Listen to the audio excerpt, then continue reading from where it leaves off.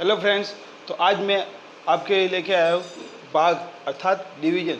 तो भाग का मतलब होता है कि किसी भी चीज़ को बांटना और वो भी बराबर मात्रा में बांटना। भाग इक्वल टू में आपका रहेगा बांटना, और वो भी कैसे बांटना, बराबर मात्रा में, बराबर मात्रा में। ठीक है, जैसे अपन करते हैं, अगर आपके पास एक बॉक्स है, उस बॉक्स में 1 2 3 4 5 6 7 और ये 8 लड्डू है। इन 8 लड्डुओं को आपको 4 भागों में बांटने हैं। कितने भागों में बांटने हैं आपके? 4 भागों में। ये हमने 4 भाग लिखे। तो अब हमें क्या करना है कि प्रत्येक को कितनी वस्तु मिलेगी, तो एक बार बांटते हैं। जैसे एक लड्डू इसको दिया, ये गायब। एक लड्डू इसको दिया, ये गायब। एक लड्डू इसको दिया, ये गायब। एक लड्डू इसको दिया, ये गायब हो गया। फिर वापस एक लड्डू ये दिया, ये खत्म हो गया। एक लड्डू इसको दिया, ये खत्म हो गया। एक लड्डू इसको दिया, ये खत्म हो गया। एक लड्डू इसको दिया, ये खत्म हो गया। मतलब 8 वस्तुएं जब आपने 4 लोगों में बांटी है, वो भी बराबर मात्रा में, तो प्रत्येक को कितनी मिली है? 2 मिली है। इसका मतलब जब भी आप 8 में 4 का भाग दोगे तो कितनी बार जाएगा आपके? 2 बार जाएगा। कितनी बार जाएगा? 2 बार जाएगा। ये जो भी तरीका था, ये विशेष तौर पे छोटी क्लासों में काम आता है, और छोटी क्लासों में जो क्वेश्चन आते हैं वो भी इसी प्रकार से आते हैं। तो चलो एक सवाल और करते हैं।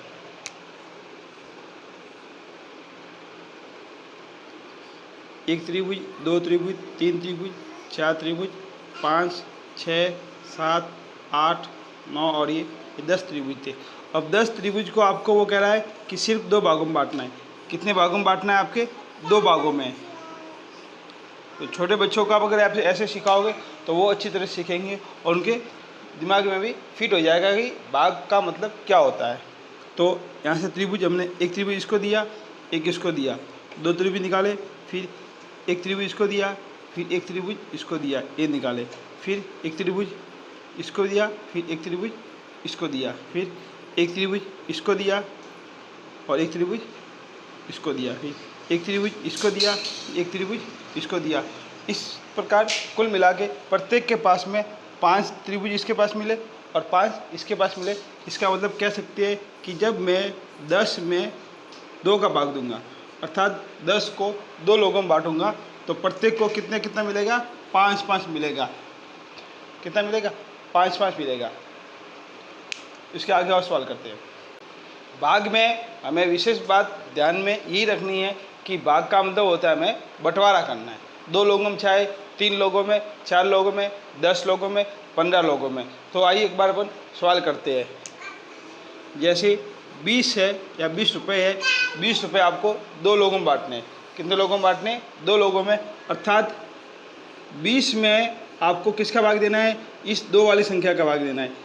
ये दे दिया, अर्थात 20 के 2 टुकड़े करने हैं समान मात्रा में। तो आप इसको बांट के भी कर सकते हो कि 1 2 3 4 5 6 7 8 9 10।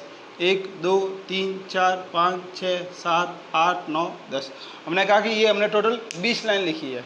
10 ये और 10 ये, प्रत्येक को कितनी मिलेगी? तो हम कहेंगे पहले वाले को मिलेगी, ये काटी, एक इसको मिली, ये इसको मिली, ये इसको मिली, ये इसको मिली, ये इसको मिली, ये इसको मिली, ये इसको दी, ये इसको दी, ये इसको दी। मतलब प्रत्येक को 10 मिली। कितनी मिली? 10 मिली। इसका मतलब अगर आप 20 में 2 का भाग दोगे, 20 के अंदर जब भी आपने 2 का भाग दिया है, तो मतलब आपका आंसर आएगा 10 आएगा। कितना आएगा?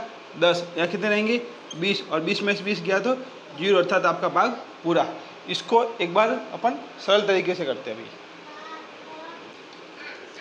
जैसे 16 में आपको भाग देना है 2 का, दे देते। चलो 16 में आपको 2 का भाग देना है, तो यहाँ लिखेंगे 16, और 16 में हमें भाग देना है 2 का। तो हम कहेंगे 2 का टेबल बोलेंगे और 2 का टेबल बोलेंगे, और 2 के टेबल में या तो 16 आने चाहिए या 16 से कम संख्या आनी चाहिए। पहली अपनी प्रायोरिटी क्या रहेगी कि 2 के टेबल में 16 आते हैं तो अच्छी बात है, अगर नहीं आती है तो 16 से जस्ट छोटी संख्या लेनी है। जस्ट छोटी संख्या बता रहा, याद रखना। अब 2 का टेबल बोलेंगे, 2 एकम 2, 2 दूनी 4, 2 तिया 6, 2 चौक 8, 2 पंजे 10, 2 संग 12, 2 सत्ते 14, 2 अट्ठे 16 आ गए। 2 का डबल हमने कितने में बोला? यहाँ पर हम बोलेंगे कि हमने 2 का डबल यहाँ पर 8 बार बोला है। कितनी बार बोला है, तो मतलब 2 का भाग 16 में 8 बार जाएगा।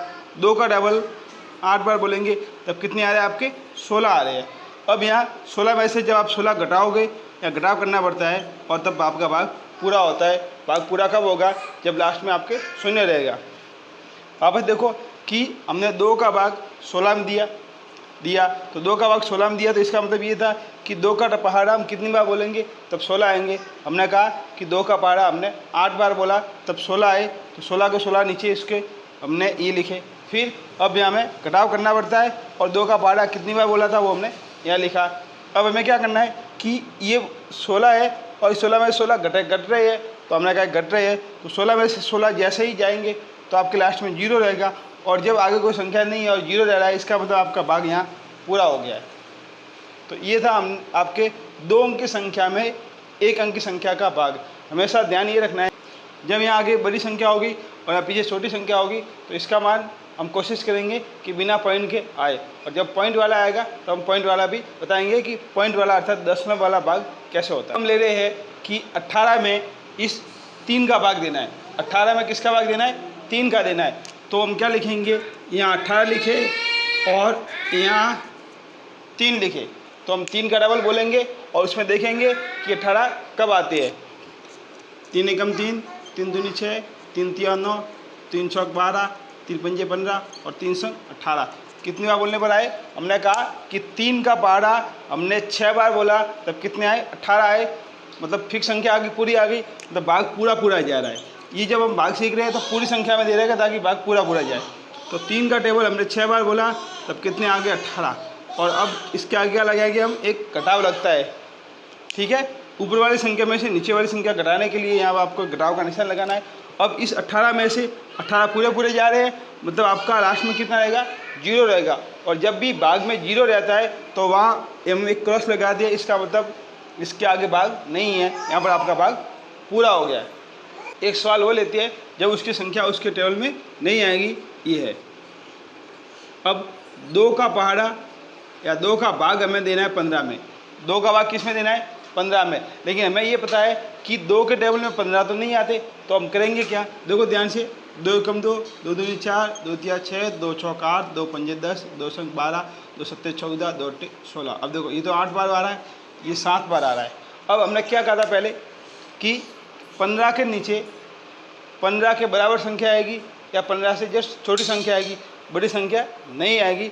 तो हम कहेंगे कि हम यहाँ 18 नहीं लेंगे, हम कौन सी संख्या लेंगे, 14 लेंगे। 12 भी नहीं लेनी है, हमने कहा कि जस्ट छोटी संख्या, जस्ट 15 से जस्ट छोटी संख्या कौन सी है, 14। तो हमने यहाँ कितने लिखे, 14 लिखे।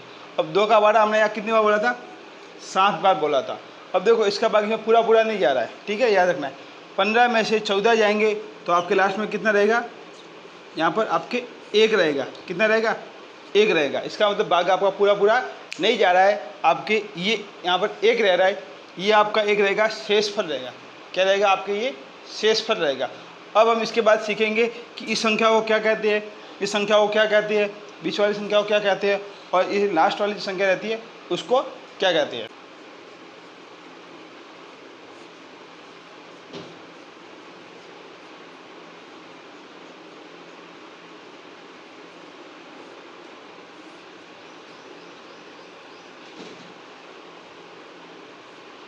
ये है, जब हम भाग सीखते हैं तो ये टर्म हमें एक बार पता होनी चाहिए कि किस संख्या को क्या बोला जाता है। ये है, यहाँ पर जो संख्या होगी उसको कहेंगे भाजक, यहाँ पर जो संख्या होगी उसको कहेंगे भाज्य, और यहाँ पर जो आंसर आता है उसको कहते हैं भागफल, और यहाँ जो लास्ट में शेष बचता है उसको कहेंगे शेषफल। तो 1, 2, 3 और 4 ये टर्म हमें एक बार अच्छी तरह से याद होनी चाहिए। कभी कभार पूछ लेती है कि इसमें भाजक कौन सा है, भाज्य कौन सा है, भागफल कौन सा और शेषफल कौन सा है। अब जब आप आगे की क्लास में देखोगे तो उसमें आपका फॉर्मूला बनेगा आपका कि भाज्य बराबर जो बनता है वो क्या बनता है, भाज्य बराबर बनेगा आपका भाज्य बराबर भाजक इंटू भागफल, भाज्य बराबर भाजक इंटू भागफल बराबर प्लस शेषफल। जब हम इस वाली संख्या का इस वाली संख्या से गुना करेंगे और उसमें लास्ट में ये संख्या जोड़ेंगे तो आपकी बीच वाली जो संख्या थी आपको वो पूरी की पूरी मिल जाएगी। ये आपका पूरा एक फॉर्मूला रहता है कि भाज्य बराबर भाजक का गुणा जब भागफल से करेंगे तो उसमें शेषफल जोड़ेंगे, तब आपके जो भाज्य है वो पूर्ण रूप से वापस आ जाएगा। अब इस पे एक बार सवाल करते हैं ताकि आपको समझ में आ जाए।